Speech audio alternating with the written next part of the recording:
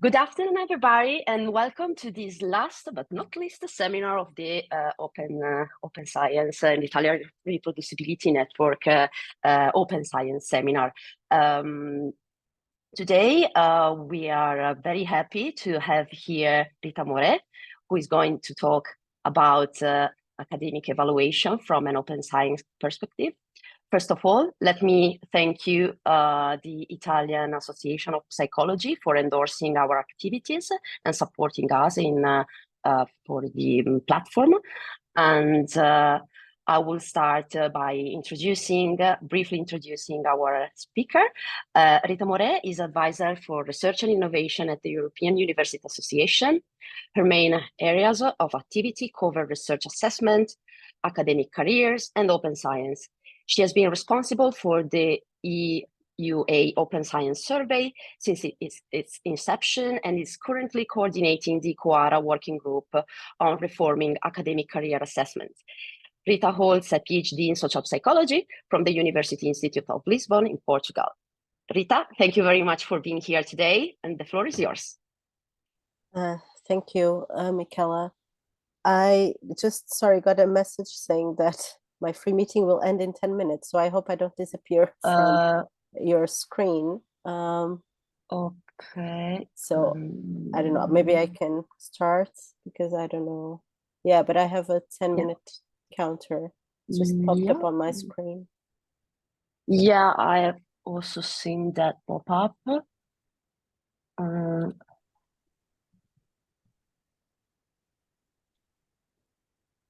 So I'm not sure It's if you want me strange to start. Yeah, it's strange because the meeting is set up from now until 5. I don't know why it tells me professional account, right? So it should work. We'll fix it right away. Do you want me to start while you try to sort it out?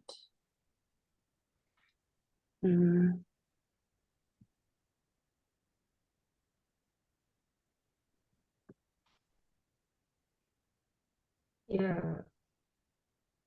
Well, if you want to start, we'll try to sort it out. And if, in the worst case scenario, we just need to log into it, I think, a different link if we cannot fix it. But okay. I say yes. Go ahead and start. Okay, so Thank you. Sorry for the inconvenience. No, it's fine. Okay, so I can't see the counter of the time anymore. So when it's close to the 10 minutes, if I should do something different, just let me know. So thank you for having me and for having invited me and EUA to present. So as Michela said, I work for the European University Association as an advisor in the research and innovation unit. And indeed, today we wanted to tell you a little bit about what we have been doing in the areas of open science and research assessment, and not just what we have been doing, but also what's been happening more at the policy level globally and in Europe. So just to give you an idea about what the European University Association is and what it does. So we are an association representing universities and national rectors conferences across Europe. And in this map, you have the number of members we have. And so in total, it's over 800 members from 51 countries. And we work with our members, mostly gathering information, sharing best practices, and also developing and shaping policy processes relevant for universities in different areas, including, of course, open science and research assessment, as we'll see later today. So just to set a little bit the scene, I've brought you here the definition of open science proposed by UNESCO in 2021. And EUA's vision also aligns very well with UNESCO definition. And so open science is about various movements and practices that aim to make multilingual scientific knowledge openly available, accessible, and reusable for everyone, increasing scientific collaborations, sharing information for the benefits of science and society. And it's also about opening the processes of scientific knowledge creation, evaluation, and communication to actors beyond those traditional, the traditional scientific community. So this is a really comprehensive definition that is also aligns with what we are doing. And then the question is, why open science? So why should we open scientific knowledge? What are expected benefits of open science? And this image is from another UNESCO document, the Open Science Outlook, which was published earlier this year, I think. And it shows like the trends and status of open science across the globe. And as you can see here, so there are many already identified benefits of open science at multiple levels. So not just at the levels of individuals, of researchers, but also at the levels of institutions, nations, and globally. So for UNESCO, open science has many different parts, and these are like highly interconnected priorities. So when we're talking about open science, we're talking about opening scientific knowledge, and this is about scientific publications, so open access, data, etc. So the most traditional areas of that we can think of when we think about open science. But it's also about opening science infrastructures, both physical and virtual, about the engagement of societal actors, and especially beyond academia, and also about dialogue with other knowledge systems. So, and I've shown you a little bit this, so what's been happening more at the international level. So these key documents from UNESCO, and there's been for the past several years or many years already this large momentum to advance open science that comes not just from the policy side, as you see here more internationally with UNESCO, but also from the European Commission, for example, at European level. But there's also this large movement and momentum coming from the community side. So from universities, from researchers too. So us at EUA, so because we work with universities, we have been running an open science survey addressed to universities already for several years. So we started in about 2017, and the last survey we ran was in 2020, 2021. And throughout these different waves of the survey, we've asked universities what's their status on open access and open science. So what are they doing? What are the challenges and the enablers? And we just brought you here one highlight from the latest survey we ran back in 2021 about the importance and the implementation of different areas in open science. Sorry to interrupt the presentation. So I see 2 minutes left. Should I continue, or do you want me to do something else? Yes, for now you can continue. Okay. In the meantime, we have organized a parallel Zoom call because we have detected the problem, and I will share in the chat to everyone the link of the other. I'm really sorry for this inconvenience, but yeah, the most straightforward way to solve the problem is to connect to the other Zoom call, and I'm right now going to share the link. Okay, thanks. So I guess in the last minute I can explain this slide. So in this question to universities, so we've asked what was the importance and the at what level different areas in open science were developed. And so what you can see here is that overall, all of these areas in open science, they were give or ascribed more importance than the level of implementation. So the implementation was kind of lagging behind in all of these different areas compared to the importance ascribed.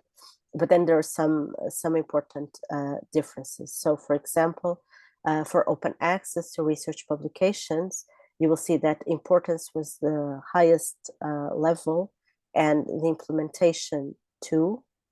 I see that the counter is now less than a minute, so maybe I stop now and then continue in the next call. Is that all right? Yeah. Yeah. All right. Okay. So I'll thank stop you. sharing. So thank you for having me and for having invited me and UA to present. So as Michaela said, I work for the European University Association as an advisor in the research and innovation unit. And indeed today we wanted to tell you a little bit about what we have been doing in the areas of open science and research assessment, and not just what we have been doing, but also what's been happening more at the policy level globally and in Europe. So just to give you an idea about what the European University Association is and what it does. So we are an association representing universities and national rectors conferences across Europe. And in this map, you have the number of members we have. And so in total, it's over 800 members from 51 countries. And we work with our members, mostly gathering information, sharing best practices, and also like developing and shaping policy processes relevant for universities in different areas, including, of course, open science and research assessment, as we'll see later today. So just to set a little bit the scene, I've brought you here the definition of open science proposed by UNESCO in 2021, and EUA's vision also aligns very well with UNESCO definition. And so open science is about various movements and practices that aim to make multilingual scientific knowledge openly available, accessible, and reusable for everyone. Increasing scientific collaborations, sharing information for the benefits of science and society.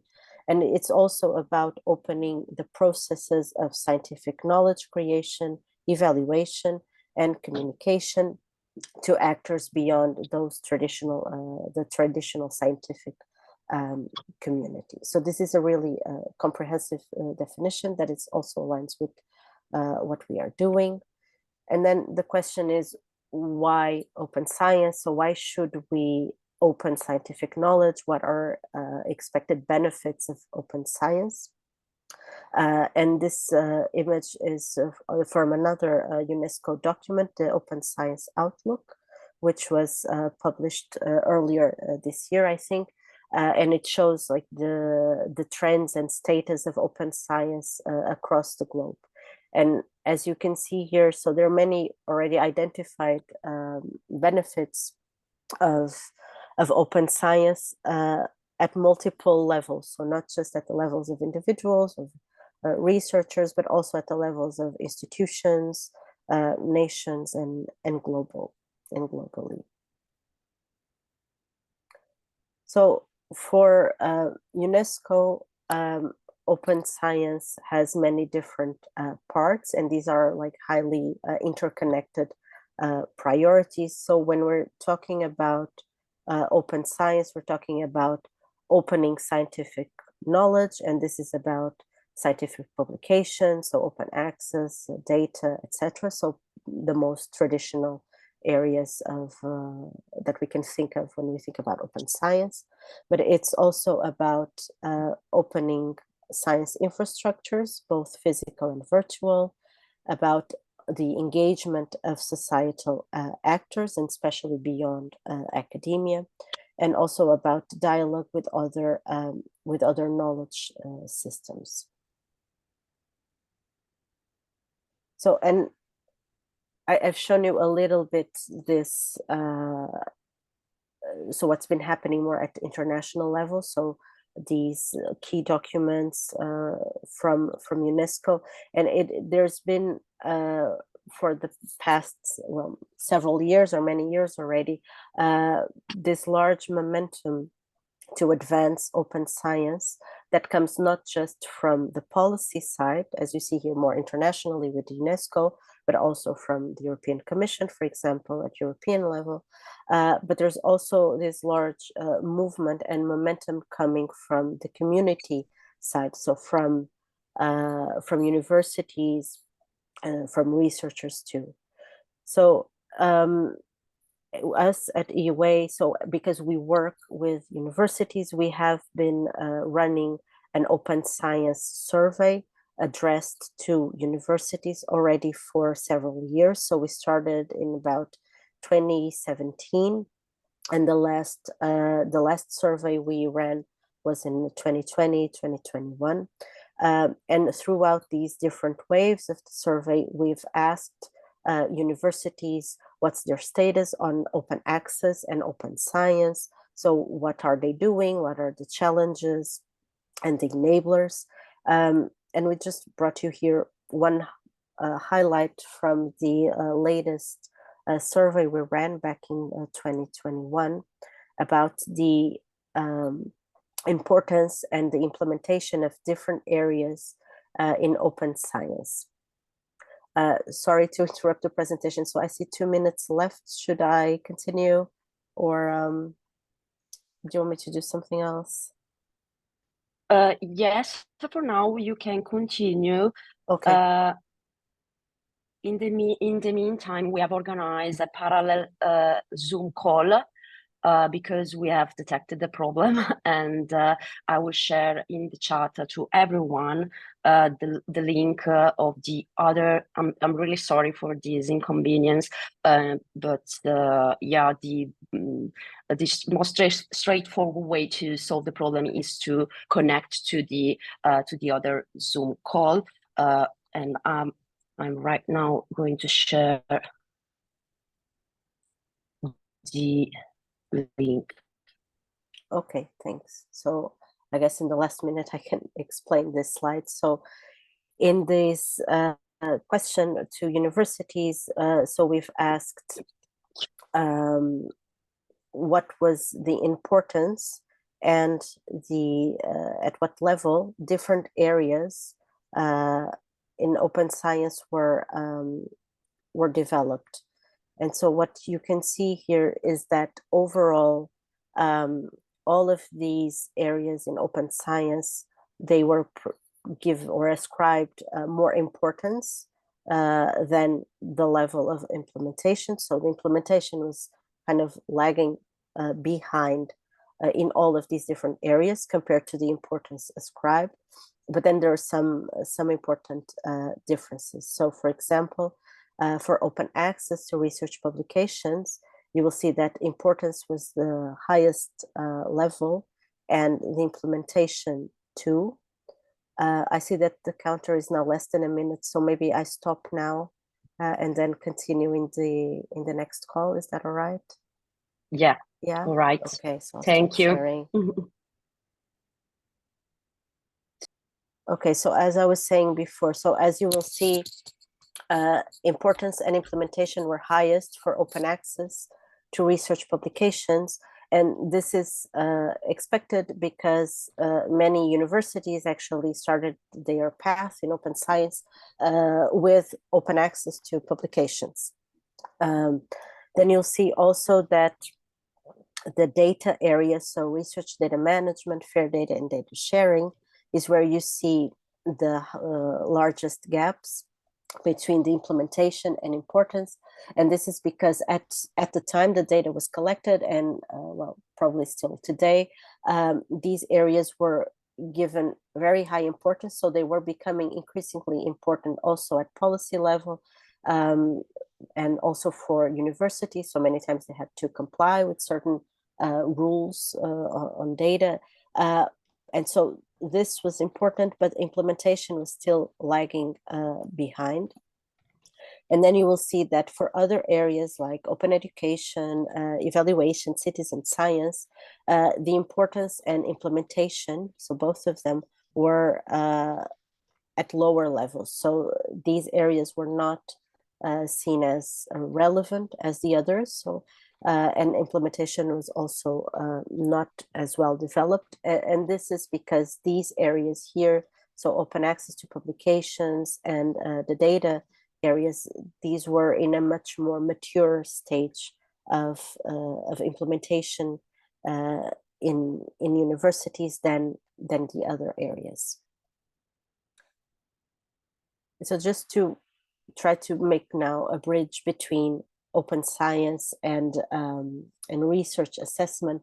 So it's been recognized that research assessment has sort of been the Achilles heel of really grounding open science practices in research for a long time now.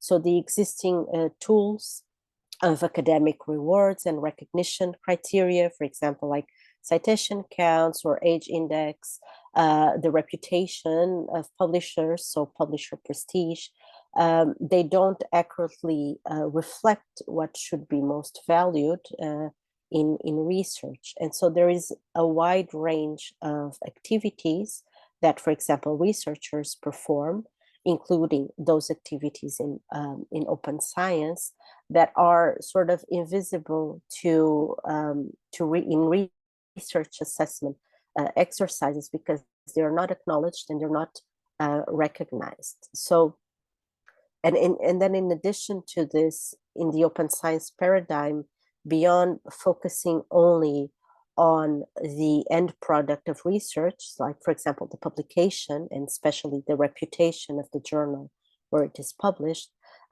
it's also clear that we need to focus on other activities and on the research process itself, including things like, for example, integrity or transparency.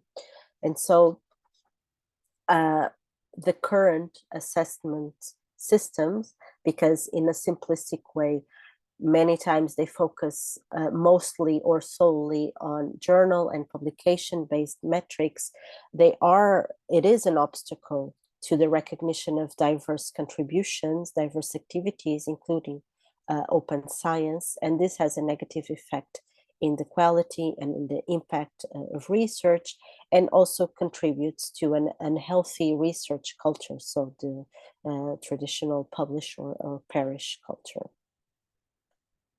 So we at the European University Association, we have a few key documents that establish our priorities to work with our members, so with universities in different areas, but also in research and innovation. And as you'll see, these of course cover open science and research assessment. So our RNI agenda until 2027, this was published just at the end of last year. And as you can see here, so you have priorities and sort of building blocks, but what is important to emphasize here is that you'll see that academic careers, including assessment and including open science, these are like key elements to shape the vision for universities in the future, and also to shape our current and future activities. So for the association and well, for our members too, reforming academic careers is a strategic priority. It's also important to take into account the core academic values of integrity, cooperation, openness, and knowledge sharing. we also recognize that the current research culture does not value all the diversity and all of the richness of the research practices and research activities, and that we have to pay attention to this and see how we can change or contribute to change this status. And therefore, we need to develop research assessment approaches that focus on a broader range of scholarly outputs and outcomes, including open science contributions. So another one of the documents that we work with, the Open Science Agenda, I just brought you here this year to show you that. So here we have defined like 3 priority areas for our work on open science until the end of 2025. So one more focused on open access. And here, especially important to emphasize that we advocate for academic ownership of the scholarly communication and publishing. We have a second area focusing more on fair research data, and then a third area focusing on research assessment, where we advocate for responsible, transparent, and sustainable research assessment systems, integrating open science as part of what is assessed, and also trying to balance the quantitative metrics, which are dominant still today, with more qualitative approaches to or in assessment. So coming from this sort of momentum at the policy level, so internationally at the policy level, but also in the community, so in the academic community, and building also on previous initiatives, and in this case from the academic community, like for example, DORA, we have seen the emergence of the Coalition for Advancing Research Assessment, which I'm not sure if you are familiar with or not, so I will spend a little bit of time explaining what this is about. And this coalition of organizations, and many of them are universities, and I will go in a minute into the membership of the coalition. It has been developed, this agreement on reforming research assessment, which is the basis for the coalition. So this agreement is a text that shares a common direction and sets a common direction for research assessment reform, while respecting the autonomy of different organizations. And it is based on shared principles. It outlines commitments and a time frame. And this document, it was initially started to be developed by the European University Association, so representing universities, by Science Europe, which represents research funders and also research performing organizations. And it was a process facilitated by the European Commission. And then, so these, let's say, smaller team worked together in really a joint process with over 300 organizations across Europe from the academic community to develop this agreement. It was published almost 2 years ago, and you can find like the full text in the website, and then I can put the link in the chat when I finish the presentation. So before explaining a little bit what COAR is doing today, just a few words on the agreement. So the agreement specifies 10 commitments. So every organization that signs the agreement is really committing to these 10 points.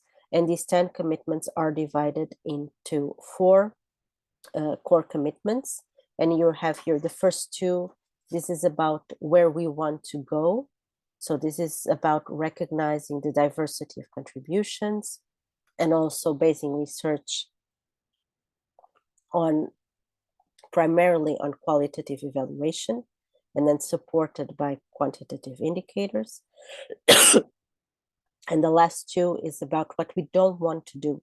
So we want to try to abandon the inappropriate use of journal and publication-based metrics, especially GIF and age index, and also avoiding the use of rankings of research organizations in research assessment, because in some cases, in some countries, the rankings of a specific like university or research organization, the outcomes of that trickles down to the research assessment exercises or processes at institutional level, and sorry, and in the attribution of funding, for example.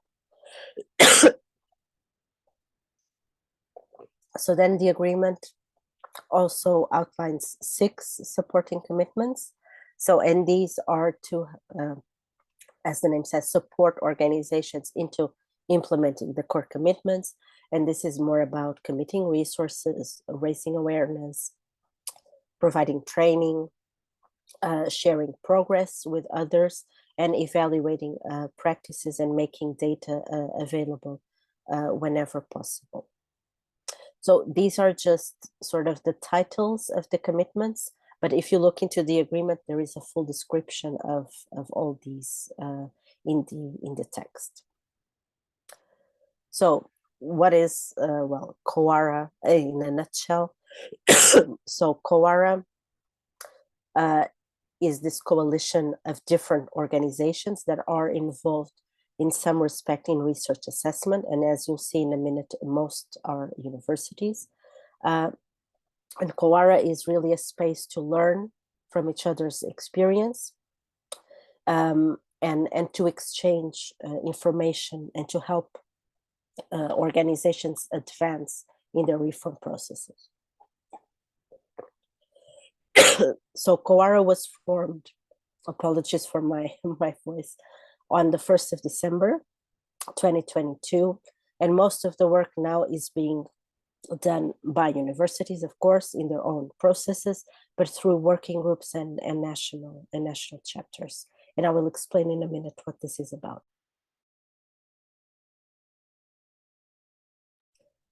So in terms of the membership, these numbers are from March.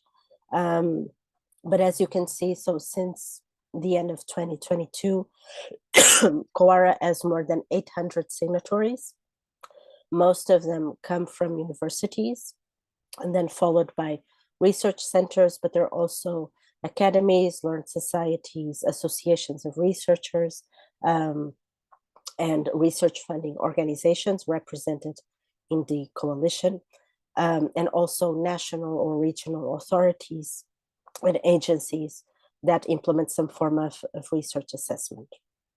And this is especially important because in some countries, like for example, Italy, Spain, so the southern countries, the research assessment system tends to be more centralized, so defined by the government or a governmental agency. Whereas, for example, in Northern European countries, universities have more autonomy in deciding how they will organize their research assessment processes. So if we look at the membership per country, you'll see that, of course, like larger countries have more members. So Spain, Italy, Poland, and France. But for example, the Netherlands, I think all of the universities there have signed the agreement and are part of the coalition. And then you'll see there is like a long tail of membership from other countries. But membership is always open. So organizations continue to sign up. And unlike DORA, where individuals, or for example, researchers, can also sign up to DORA, for COARA, this is just for organizations to be a member. Although COARA is trying to also to involve researchers in their activities. So for now, and because COARA started as more a European initiative, most members are from Europe, but there are already members from other regions in the world. and it is Kowara's intention that membership is expanded for other regions in the world. So this is just a brief summary of what I've told you. So, and of the process of creating the coalition. So there was the publication of the agreement, then the constitution of the coalition, and now there are like over 600 members for the coalition, and many working groups that are already working, as well as national-based groups, which are the national chapters. But I will explain what this is in a minute. So the working groups, this is really where a lot of the work of the coalition is being developed. So these are groups of organizations that are Kowara members and that are organized by topic. And so in the groups, they exchange information, they discuss and develop outputs to advance research assessment, and they operate basically as a community of practice for members to share and collaborate. The working groups that are in place now, so these were all proposed by the Kowara members. So there was like a sort of an application procedure, and then 13 working groups have been selected so far. And here you have the 13. So as you can see, there are different groups working on very different topics. So for example, there are groups more focused on researchers. There are other groups focusing more on metrics or multilingualism. So this is quite diverse. I will tell you a little bit more about this working group here that EUA is coordinating, so about reforming academic career assessment. But as you can see, so this is quite varied, and the working group started their activities, let's say late last year, and they will take 2 years to develop their work. So the national chapters, this is also part of Kowara. National chapters are basically a Kowara group, but based on the country or groups of countries. So they aim to bring all the or most of the organizations from a certain country to discuss together and to share information and to enable more lasting changes. And I will just show you here.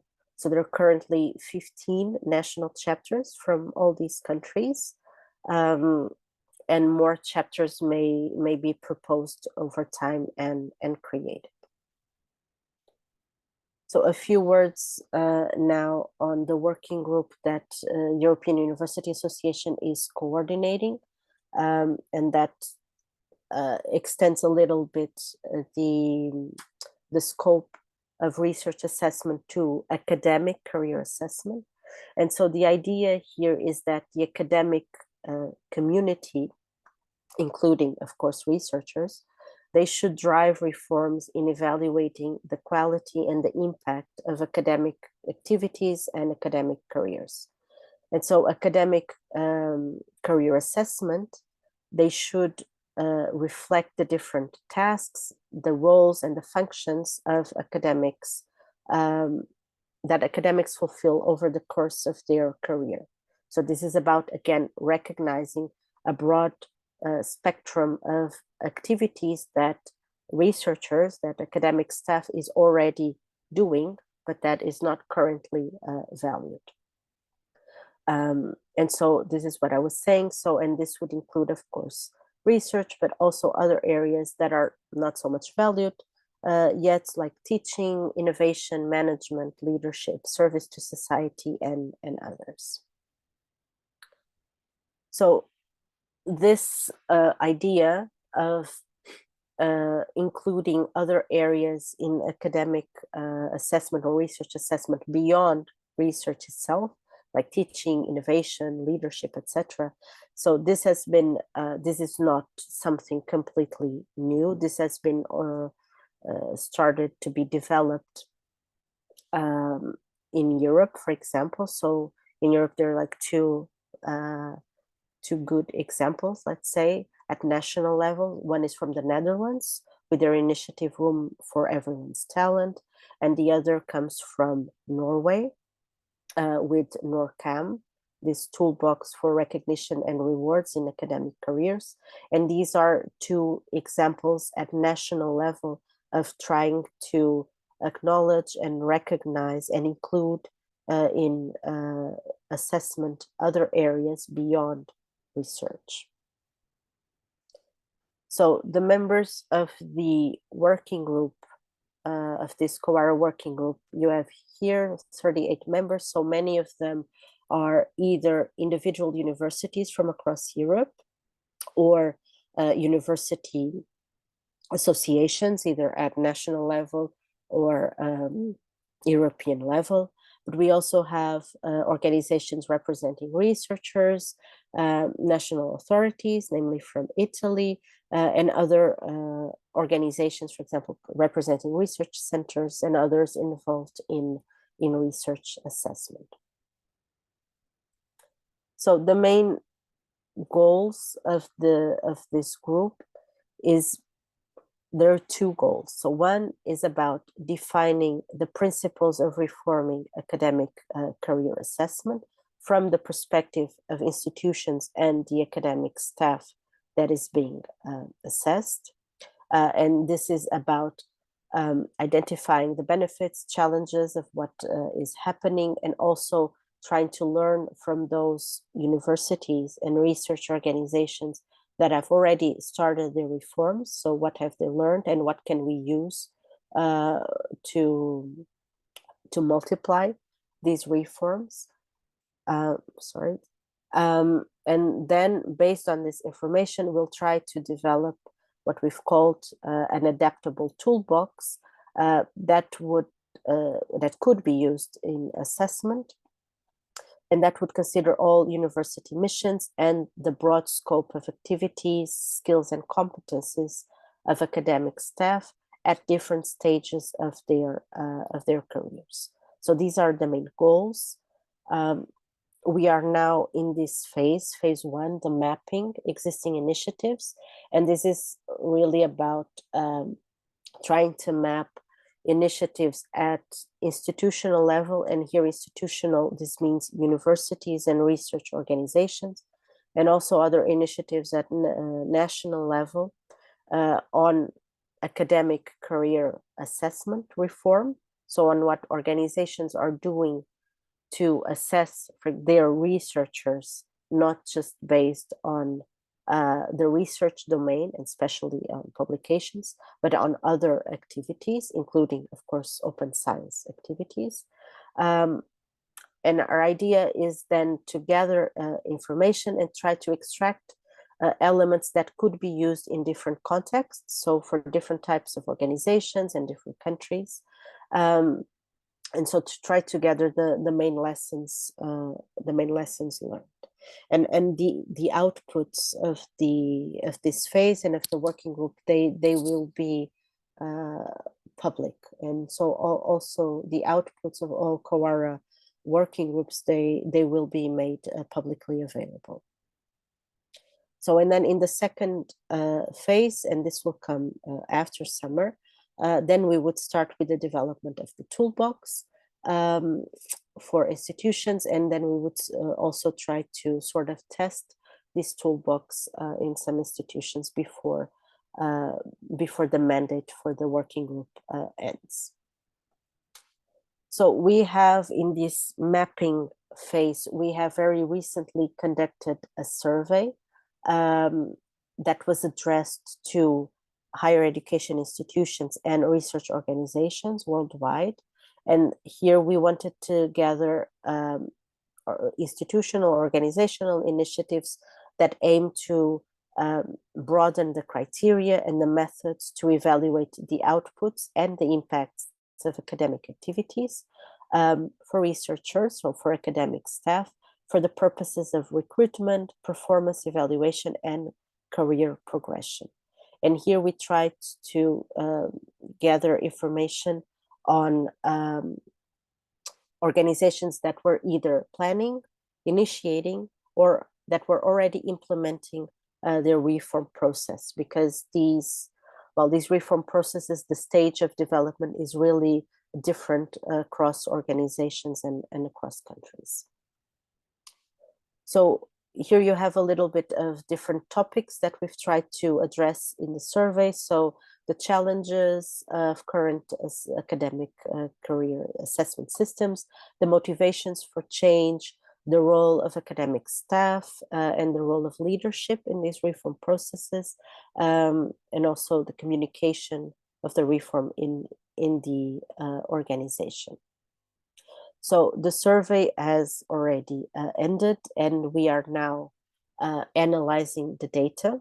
At this moment, we cannot yet share any results because they will be only publicly, let's say, disseminated at the end of this month. But we invite you to participate if you'd like in a public workshop we will have on the 25th of June, where we will present the outcomes of the survey and also of case studies we have collected, and we intend to further discuss these with the community and especially with researchers. So I'm almost at the end of my presentation. So I'll just leave you here, and then you will receive the presentation, some links both to COARA and to our EUA activities. And I hope this has been, I know this has been a lot of information especially on the assessment side, but I hope it's been informative, and I'm very happy to answer your questions and hear your comments. I will stop sharing now. Thank you very much, Rita, for this interesting talk about academic assessment in an open science perspective. There's a lot of work you are doing for bringing change into academics and change the way researchers' path are evaluated, which is critical at this time. If anyone has a question, if you want, you can step up and ask the question by yourself, or if you prefer, you can write it down in the chat, and I can say it aloud for you.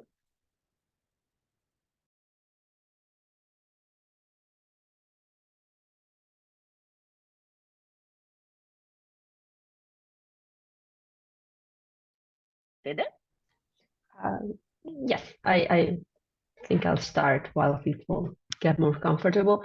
Thank you, first of all, because as you said, it was a lot of information, but it was also really simple to follow along and quite clear.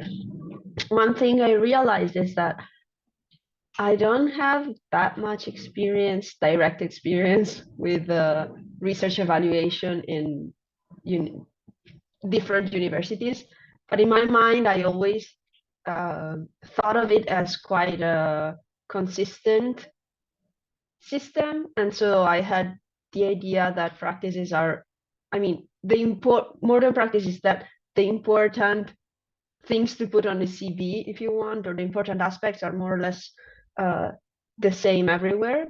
But from the latter part of your presentation, I realized that that's probably not how things really are. So I wanted to ask if it's actually this is correct. So it's actually not so consistent across the world.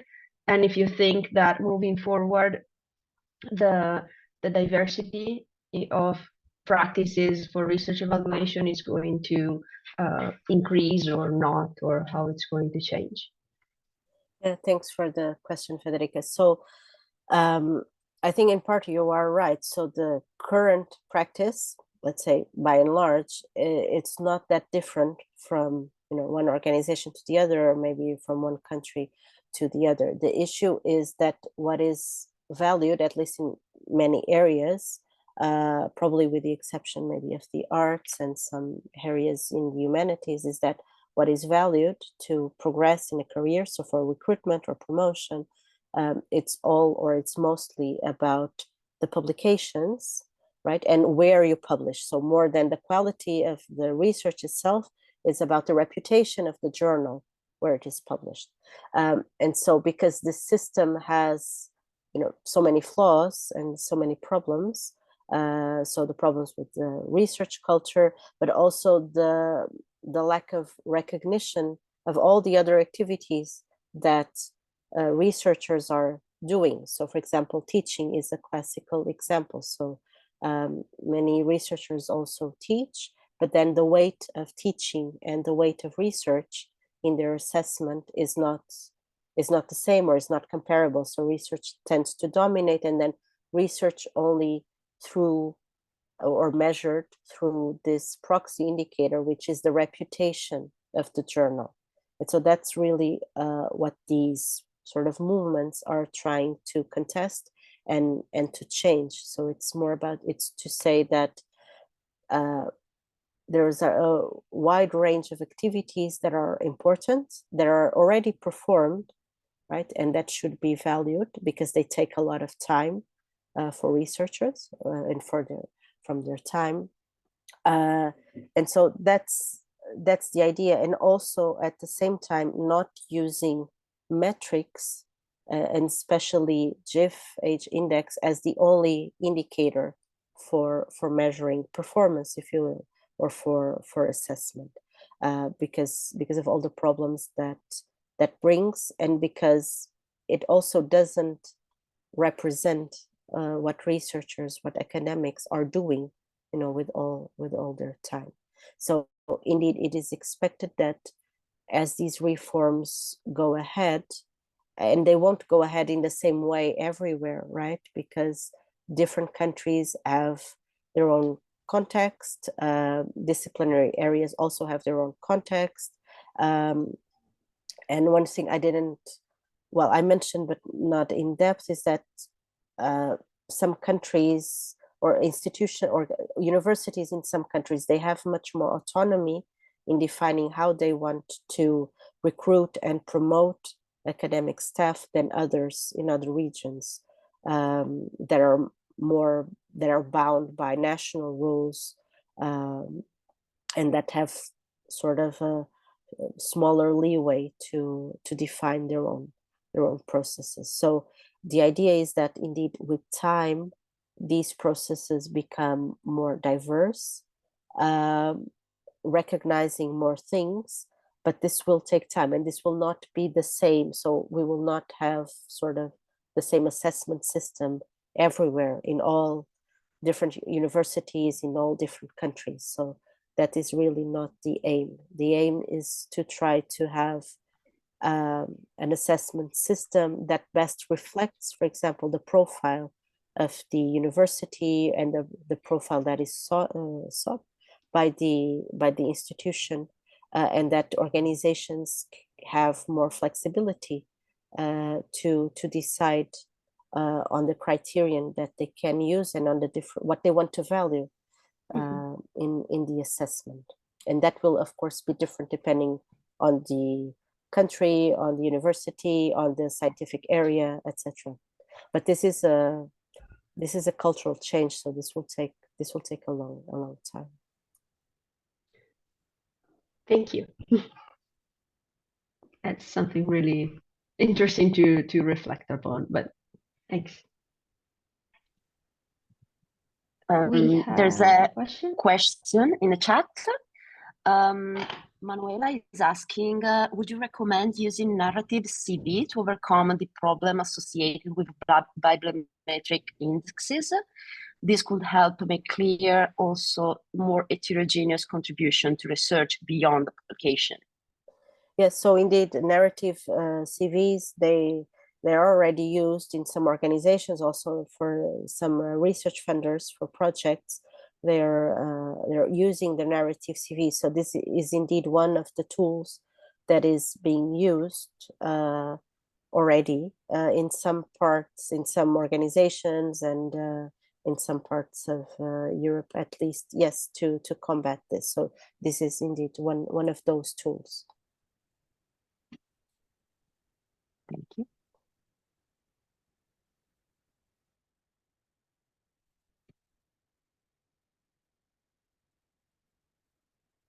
Is there any other question from the public?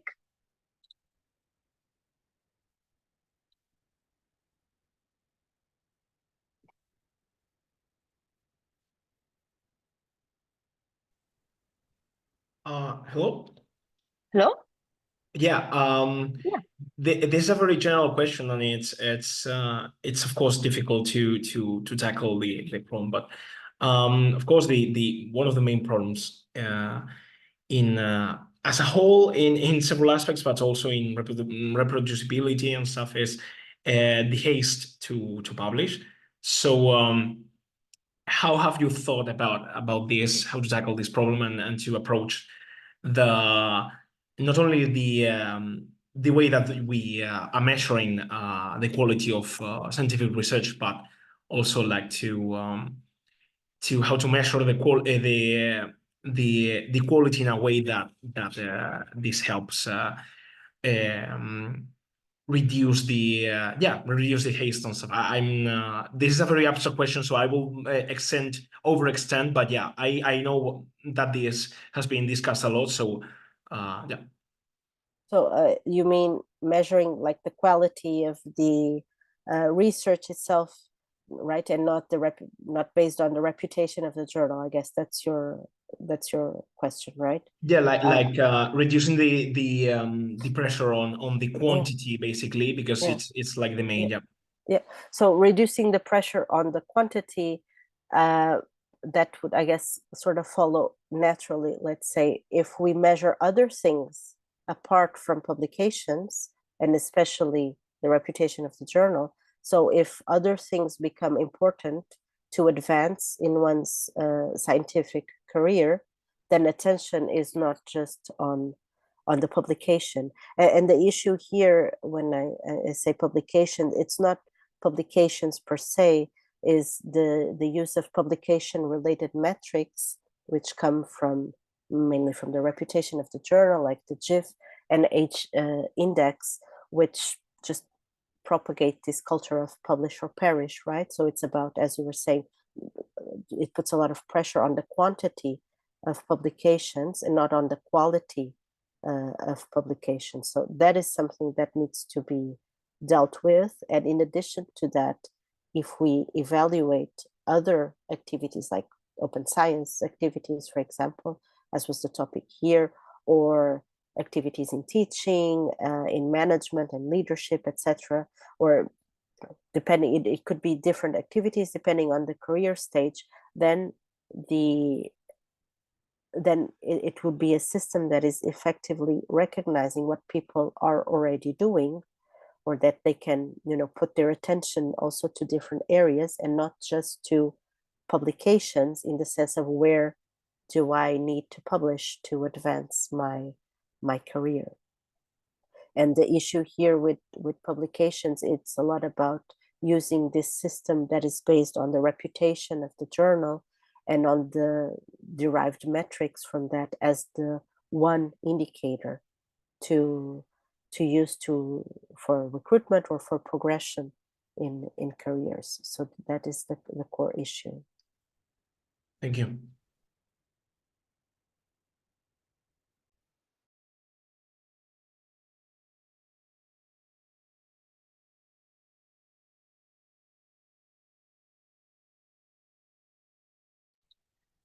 Are there any other questions?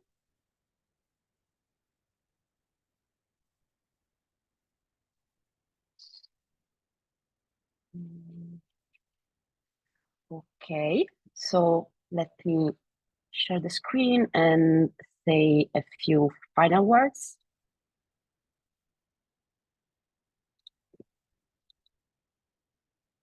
So I would like to renovate my thanks to Rita for being here today and for